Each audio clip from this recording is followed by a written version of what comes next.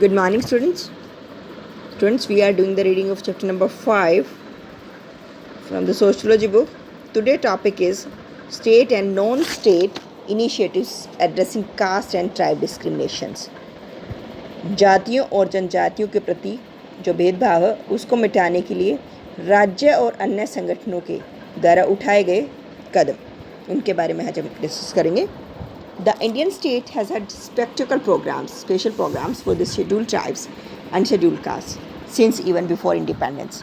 The schedules listing the castes and tribes recognized as deserving of special treatment because of the massive discriminations practiced against them from drawn up in 1935 by the British Indian government. After independence, the same policies have been continued and many new ones added. Among the most significant additions is the extension of special programs to the other backward classes since the early 1990s. अब student Indian state ने जो है भारतीय राज्यों ने जो है काफ़ी सारे प्रोग्राम बनाए और ये स्पेशल प्रोग्राम जो है शेड्यूल्ड ट्राइब्स, ये खास प्रोग्राम जो है शेड्यूल्ड ट्राइब्स और शेड्यूल्ड कास्ट के लिए बनाए गए जब भारत के आज़ाद होने से पहले. जो अनुसूचित जातियाँ और जनजातियाँ थी उनके लिए बनाए गए और उनके अलग समाज में पहचान बने, लोग उनके साथ जो है भेदभाव ना करें, उनकी भी समाज के अंदर जो है उनको भी एक अलग रुतबा मिले, उनकी भी एक अलग पहचान बने. तो इसी को ध्यान में रखते हुए जो है भारत की आज़ादी से पहले जो है ये प्रोग्राम बनाए गए और जैसे ही भारत आज़ाद हुआ, the same policy have been continued. तो ये जितनी भी नीतियाँ बनाई गई थी उनको दोबारा जो है कंटिन्यू करने की डिमांड जो है आ गई. And among the most significant addition in the extension of special programmes to the other backward class since the early 1990s. और 1990 से पहले जो है अदर बैकवर्ड क्लासेस से रिलेटेड जो है स्पेशल प्रोग्राम बनाया गया अन्य पिछड़े वर्ग से जुड़ा हुआ. और इन सब के लिए जो है जो शेड्यूल कास्ट SC और STs थे, जो शेड्यूल कास्ट शेड्यूल ट्राइब्स थे, उनको आगे बढ़ाने के लिए, उनको समाज में एक अलग पहचान बनाने के लिए जो है ये प्रोग्राम बनाया गया. The most important state initiative attempting to compensate for past and present caste discrimination is the one popularly known as a reservation. This involves the setting aside of some places or seats for members of the scheduled castes and tribes in different spheres of public life. These include reservation of seats in the state and central legislatures, that is state assemblies, Lok Sabha and Rajya Sabha. Reservation of jobs in government services across all departments in public sector companies, and reservation of seats in education institutions. The proportion of reserved seats is equal to the percentage share of the scheduled castes and tribes in the total population. But for the OBCs, this proportion is decided differently. The same principle is extended to other developmental programs of the government, some of which are exclusively for the scheduled castes or tribes, while others give them preference. अब most important क्या था student, अगर हम past का देखें present का देखें तो जातियों के साथ जो भेदभाव था उसी को ध्यान में रखते हुए अब उनके लिए एक और नया वर्ड यूज़ किया गया, रिजर्वेशन. उनके लिए आरक्षण की सोची गई और आरक्षण के तहत जो है क्या हुआ कि जो शेड्यूल कास्ट शेड्यूल ट्राइब्स थे उनको डिफरेंट पब्लिक लाइफ में जो है डिफरेंट स्फीयर्स के तहत जो है सीटों में जो मेंबर्स थे उनको आरक्षण देने की मांग उठी. These include reservation of seats in the state and central legislatures.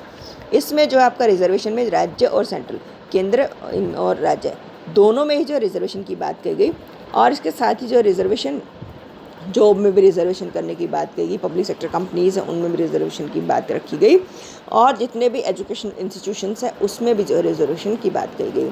जो भी शेड्यूल कास्ट है शेड्यूल ट्राइब्स हैं उनको रिजर्वेशन के तहत जो सीटें देने की बात करी गई और उसमें भी प्रपोर्शन रखने की बात की गई. परसेंटेज इनके लिए डिसाइड किया गया, जनसंख्या के आधार पर इक्वल परसेंटेज देने की बात कही गई कि किसको कितना जो रिजर्वेशन मिलेगा. But for the OBCs this proportion is decide differently. लेकिन जो OBCs थे, अदर बैकवर्ड क्लासेस थे, उनके लिए अगर हम प्रपोर्शन देखें उनके लिए अनुपात जो है थोड़ा डिफरेंट था. The same principle is extended to other developmental programs of the government, some of which are exclusively for the scheduled caste or tribes, while others give them preference.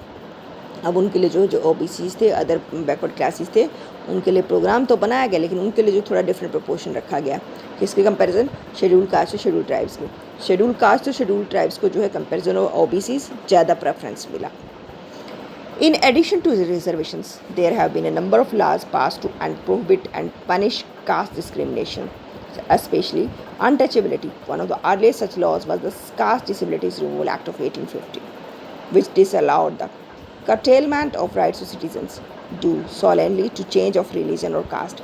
The most recent such law was the Constitution Amendment 19, Third Amendment, Act of 2005, which became law on 23rd January 2006. Coincidentally, both the 1850 law and the 2006 amendment related to education. The 93rd amendment is for introducing reservation for the other backward classes in institutions of higher education, while the 1850 Act was used to allow entry of Dalits to government schools. In between, there have been numerous laws, of which the important ones are, of course, the Constitution of India itself, passed in 1950, and the Scheduled Castes and Scheduled Tribes Prevention of Atrocities Act of 1989. The Constitution abolished Untouchability Article 17 and introduced the reservation provisions mentioned above. The 1989 Prevention of Atrocities Act revised and strengthened the legal provisions punishing acts of violence or humiliation against Dalit and Adivasis.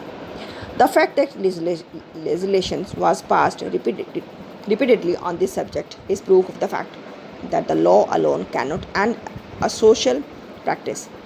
In fact, as you will have seen from newspapers and the media, cases of discriminations, including atrocities against Dalits and Adivasis, continue to take place all over India today. The particular case mentioned in box 5.3 is only one example. You can find numerous others in the newspapers and media.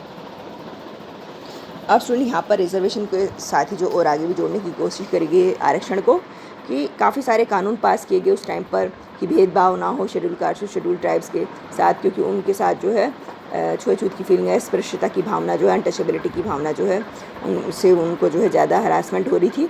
तो ऐसे में कोशिश करेगी reservation के तहत जो है उनको थोड़ा सा रिलैक्स मिलने की, रिलीफ मिलने की, ऐसे कानून बनाए गए जिसमें जो कास्ट डिसेबिलिटीज रिमूवल एक्ट बनाया गया 1850 में, जिसके तहत जो है आम नागरिकों को ये अधिकार मिलता था, वो किसी भी धर्म जाति से बिलोंग करते हों तो उनकी जो है जाति के आधार पर जो है उनकी जो योग्यता है उसको हटा दिया जाए। और भी ऐसे कानून बनाए गए, कॉन्स्टिट्यूशन अमेंडमेंट किया गया 93rd अमेंडमेंट में 2005 में, जिसमें जो है 23rd जनवरी 2006 को जो है ये कानून बनाया गया। Both 1850 law and 2006 amendment related to the education, ये दोनों ही जो एक्ट है 1850 वाला भी और 2006 वाला भी, ये जो चेंजेस आए ये एजुकेशन से जुड़े हुए थे। And 93rd amendment is for introducing reservation for the other backward classes. और जो 93rd अमेंडमेंट हुआ था, जो 93rd अमेंडमेंट के थ्रू जो क्या इंट्रोड्यूस किया गया था, रिजर्वेशन की गई थी for the other backward classes की, जो अन्य पिछड़े हुए वर्ग थे उनको जो है हायर एजुकेशन में थोड़ा रिलैक्सेशन मिलने की। और 1850 act was used to allow entry of Dalit to the government schools, और 1850 एक्ट जो है अलाउ करता था दलित बच्चों को भी गवर्नमेंट स्कूल्स में एडमिशन लेने के लिए। और इसी के साथ जो काफ़ी सारे अनगिनत न्यूमेरस लॉज बनाए गए, कानून बनाए गए, which is the important ones are of course the Constitution of India itself passed 1950 and Scheduled Castes and Scheduled Tribes Act of 1989। और उस दौरान जो है काफ़ी सारे एक्ट भी पास किए गए। 1989 में जो है शेड्यूल कास्ट और शेड्यूल ट्राइब्स से रिलेटेड जो है एक्ट बनाया गया। और इसके साथ ही कॉन्स्टिट्यूशन अबॉलिश अनटचेबिलिटी आर्टिकल 17, संविधान के आर्टिकल 17 में भी अस्पृश्यता को ख़त्म करने की बात कही गई। और इसके साथ ही जो है रिजर्वेशन को भी जो है इंट्रोड्यूस किया गया। और 1989 prevention of atrocities act revise and strengthen the legal provision, और 1989 में जो प्रिवेंशन ऑफ एट्रोसिटीज़ एक्ट भी रिवाइज किया गया, उसमें पुनर्विचार किया गया और एक नए सिरे से जो इसको लागू किया गया। और इसमें जो है आदिवासी या इनके खिलाफ जो है अगर कोई वॉयलेंस करता है, हिंसा करता है, तो उसके खिलाफ जो है एक्शन लिया जा सकता है और उसको पनिशमेंट भी मिल सकती है। और इस तरीके का कानून बनाया गया समाज के अंदर। और वास्तव में अगर हम देखें तो ये सब चीज़ जो है हमें you have seen from newspaper in the media case of discrimination, हम ये सब जो है दलितों के खिलाफ या आदिवासी के खिलाफ जो है न्यूज़पेपर में भी और मीडिया में भी सुनते हुए आते हैं कि कई बार जो है भारत में आज भी हम सुनते हैं कि भारत में जो आदिवासी लोगों या दलित लोगों के साथ जो है बुरा हुआ, उनके साथ भेदभाव हो रहा है। और ऐसा ही कुछ जो है आपको बॉक्स 5.3 में भी बताया गया स्टूडेंट कि किस तरीके से जो है न्यूज़पेपर में ये एक इंसिडेंट हुआ था गोहाना में।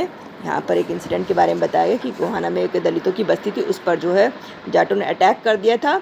और जाट कम्युनिटी के लोगों ने जब अटैक किया था तो काफ़ी उनके, क्योंकि उन्होंने अटैक क्यों किया था, क्योंकि उनके जो है दलित लोगों के द्वारा जो उनका एक यंग बच्चा जो चला गया था, इसी का बदला लेने के लिए जो है उन्होंने वॉयलेंस कर दिया था वाल्मीकि लोगों पर। और मीन्स कि एक तरीके से दोनों ही ये जो है जाति के लोग जो हैं गलत थे, बट इस तरीके के एग्जाम्पल जो हम डेली अपनी लाइफ में देखते हैं जो बॉक्स 5.3 में दिखाया गया है, ये भेदभाव नहीं होना चाहिए। हम जो है एक अच्छे इंसान की तरह पढ़े लिखे हों या अनपढ़ हों, लेकिन हमें एक अपना ह्यूमन बीइंग को जो अपना बिहेवियर जो अपना व्यवहार जो अपना नेचर जो है जो प्राकृतिक तौर पर हमें मिला है उसको बदलना नहीं चाहिए। हमें जो है इंसानियत के नाते जो है सभी को एक समझना चाहिए, क्योंकि हम भगवान के बनाए हुए बंदे हैं, उसमें कोई ऊंच नीच का भेदभाव नहीं होना चाहिए। तो आगे यही बताया गया है कि काफ़ी सारे जो है एग्जाम्पल के थ्रू जो हम जान पाते हैं, अनगिनत एग्जाम्पल हमें जो है न्यूज़पेपर और मीडिया से मिल जाते हैं कि किस तरीके से जो है शेड्यूल कास्ट हो गए, शेड्यूल ट्राइब्स हो गया, दलित लोग हो गए, उनके साथ जो है कैसा भेदभाव किया जाता है। State action alone can not ensure social change in any case, no social group howsoever weak or oppressed is only a victim. Human beings are always capable of organizing and acting on their own, often against very heavy odds to struggle for justice and dignity.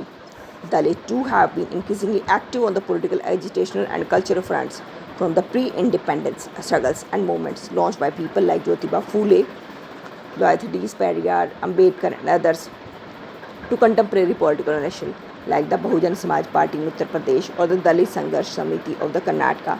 Dalit political assertion has come a long way. For an example of contemporary struggle, see Box 5.3. Dalit have also made significant contribution to literature in several Indian languages, especially Marathi, Kannada, Tamil, Telugu and Hindi. See Box 5.4, which feature a short poem by the well-known Marathi Dalit poet Daya Pawar. Means की जो है अगर हम देखें तो समाज में काफ़ी परिवर्तन भी हुए हैं, और परिवर्तनों के आधार पर जो है state action loan can not ensure social change. सिर्फ राज्य ही जो है समाज के अंदर परिवर्तन लाने में जो बदलाव लाने में जो है सहायक नहीं होता, बल्कि केंद्र को भी जो है इसमें हेल्प करनी पड़ती है। अगर हम सामाजिक ग्रुपों को देखें तो कई ग्रुप जो है काफ़ी वीक हैं और उनको दबाने की कोशिश करी जाती है, लेकिन हमें human beings are always capable organising and acting on their own, often against very heavy odd to struggle for justice and dignity. लेकिन मानवीय इंसान जो है वो कोशिश करता है कि समाज के अंदर जो वो अपना रुतबा भी बनाए रखे, अपना सम्मान भी बनाए रखे, प्लस में जो वो न्याय की भावना भी रखता है।